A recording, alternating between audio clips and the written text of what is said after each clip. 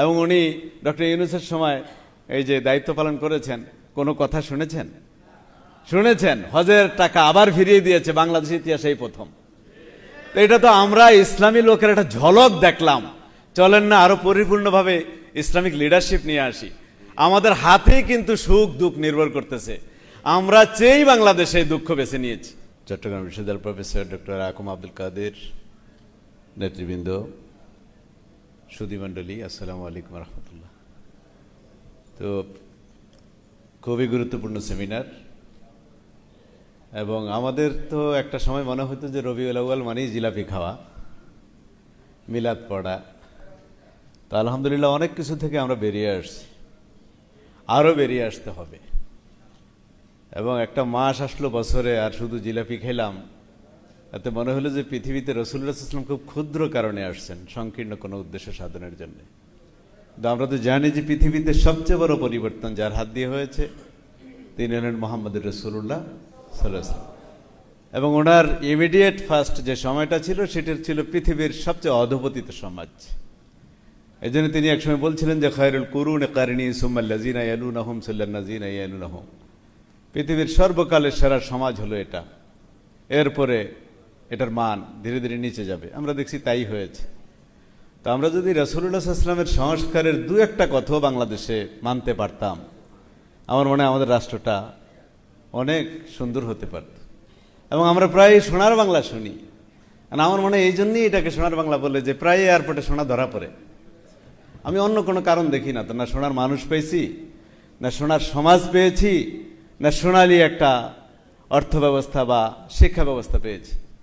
সেই ইংরেজের অর্থমন্ত্রী শিক্ষামন্ত্রী লর্ড ম্যাকলে যে শিক্ষা ব্যবস্থা দিয়ে গেছে ওইটাই আছে, ঘুরে ফিরে একটু জোড়াতালি। এবং আমাদের বিশ্ববিদ্যালয়গুলো মানে একটা সময় পাকিস্তানিরা আমাদের মনোগ্রামে ছিল কোরআনের আয়াত, সেটাও তুলে দেওয়া হয়েছে। মানে তুলে দিয়ে মনে করেছে যে সোনার মানুষ পাবে, এত সহজ।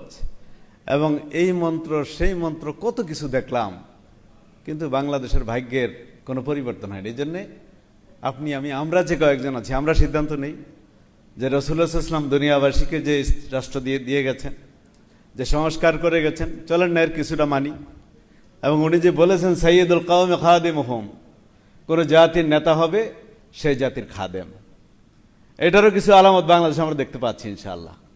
আমাদের নেতা ডাক্তার শফিকুর রহমান মানবিক নেতা, ওনার হাত দিয়ে আমি মনে করি বাংলাদেশে হাদিসের প্রতিফলন হবে ইনশাআল্লাহ।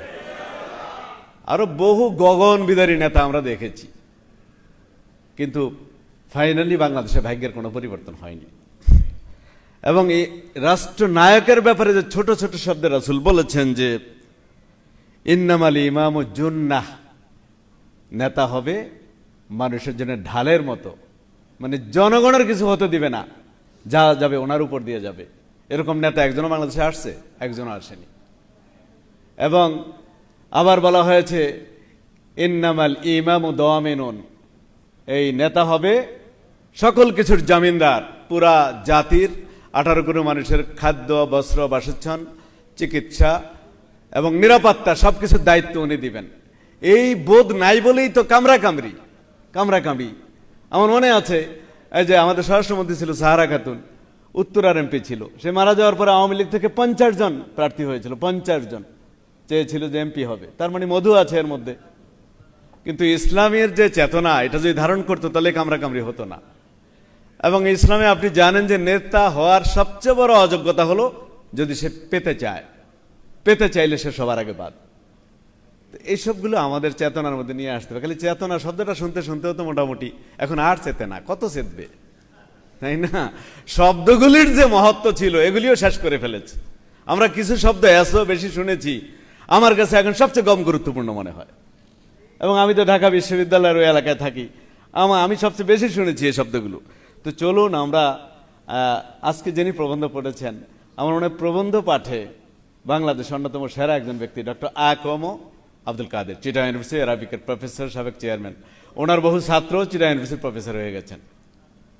এবং আরও যারা থাকলে এই রাষ্ট্র ব্যবস্থার যে সংস্কার রাসূলুল্লাহ সাল্লাল্লাহু আলাইহি ওয়াসাল্লামের, এটা নিয়ে আলোচনা করার জন্য যেসব লোক থাকলে এটা একেবারে পরিপূর্ণ হবে, প্রত্যেকে আজকে আছে। ডক্টর খালিদ সাহেব আছেন, একজন গুণী এবং ভালো মানুষ। এবং উনি ডক্টর ইউনূসের সময় এই যে দায়িত্ব পালন করেছেন, কোনো কথা শুনেছেন?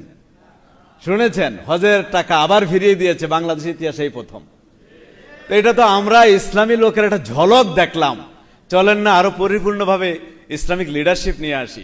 আমাদের হাতেই কিন্তু সুখ দুঃখ নির্ভর করতেছে। আমরা চেয়েই বাংলাদেশে দুঃখ বেছে নিয়েছি, আমরা চাইলেই কিন্তু সুখ নিয়ে আসতে পারি। চলুন আমরা দায়িত্ব পালন করি। আল্লাহর কাছে সবাইকে দাঁড়াতে হবে, এই বিবেকের জন্য আল্লাহর কাছে জবাবদিহি করতে হবে। ঢাকা বিশ্ববিদ্যালয়ে 2200 প্রফেসর আছে, কয়জন এই সিরাতুন নবীর প্রোগ্রামে গিয়া একটু সত্য কথা বলে? কথা বলে না তো, সব জন্মাইছে, কিছুদিন বেতন নেবে, খাবে, কবরে চলে যাবে। এই তো জীবন, আর কোনো দায়িত্ব নাই। আল্লাহর কাছে দাঁড়াতে হবে না? চলুন আমরা নিজেদের বিবেককে জিজ্ঞাসা করি, এই রাষ্ট্রটাকে চূড়ান্ত কল্যাণ রাষ্ট্র তৈরি করার জন্য প্রত্যেকের জায়গা থেকে চেষ্টা করি। আসসালামু আলাইকুম রহমতুল্লাহ বারাকাতুহু।